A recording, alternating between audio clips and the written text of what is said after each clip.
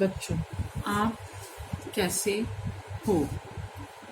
आज हम राष्ट्र कवि स्वर्गीय रामधारी सिंह दिनकर द्वारा लिखित कविता भगवान के डाकिये पढ़ेंगे। जैसे कि आपको पता ही है कि जिस प्रकार डाकिया एक जगह का संदेश दूसरी जगह पहुंचाता है, उसी प्रकार पक्षी और बादल भगवान का संदेश हम सबको देते हैं। उनके संदेश को हम नहीं समझ पाते, मगर प्रकृति उनके संदेश को समझ जाती है।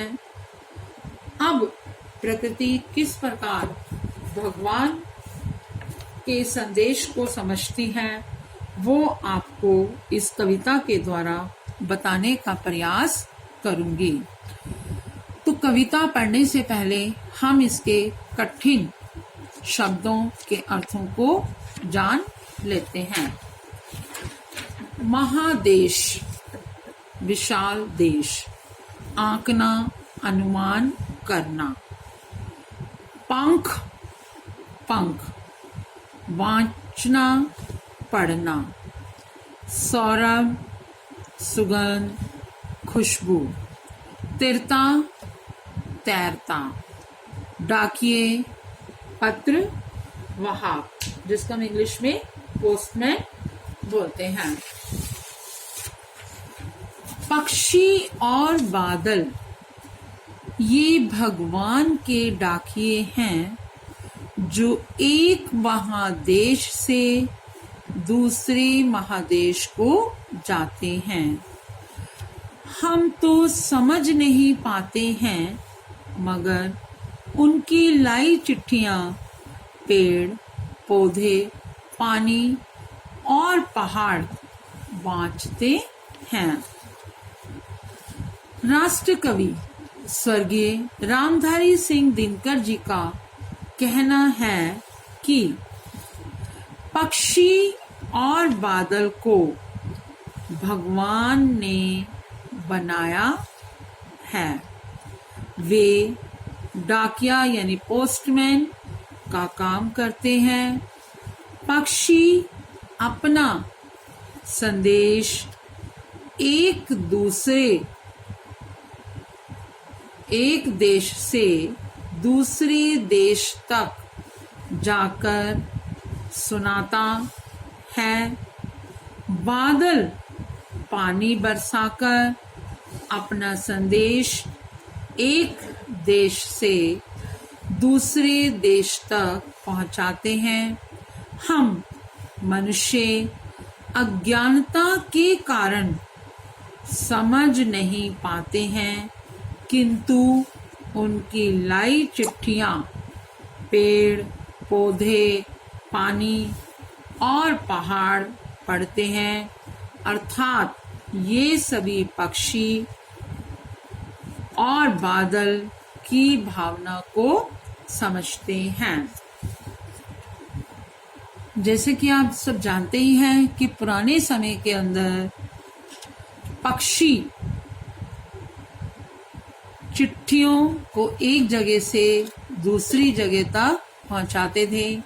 और बादल, जब बादल होते हैं तो आप कई बार देखते हो कि एक जगह बादल होते हैं, दूसरी जगह बादल नहीं होते हैं। तो यानी कि जिस जगह बादल नहीं होते हैं तो वो उनका संदेश जो है, और जहाँ पर बरसात होती है तो वहाँ पर वो उनका संदेश सुनाते हैं। और उनके इन संदेशों को हम लोग नहीं समझ पाते हैं। उनके संदेशों को केवल पक्षी, पेड़ पौधे, पानी और पहाड़ ही समझ पाते हैं।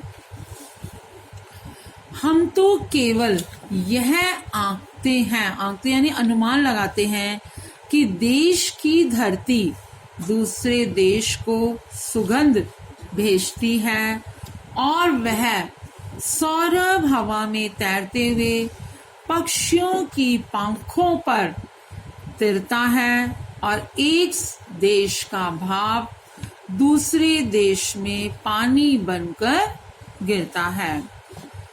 इन पंक्तियों में दिनकर जी कहते हैं कि हम मनुष्य की यही कल्पना होती है कि एक देश की जमीन से वहाँ के फूलों से उठने वाली सुगंध दूसरे देश तक जाती है।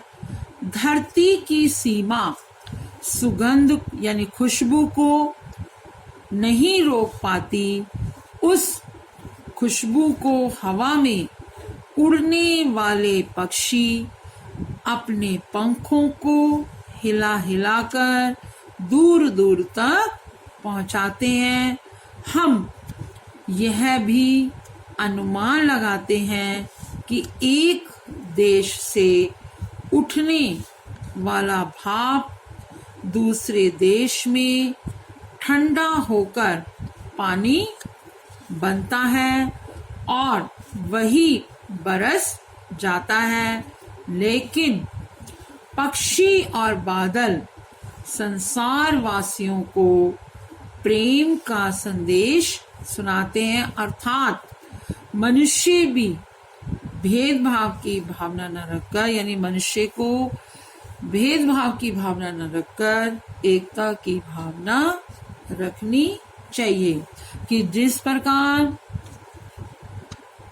हमारी धरती जो है दूसरी देश में जाकर खुशबू को फैलाती है, उसी प्रकार हमें अपने देश में एक भाईचारे की भावना को विद्यमान करना चाहिए।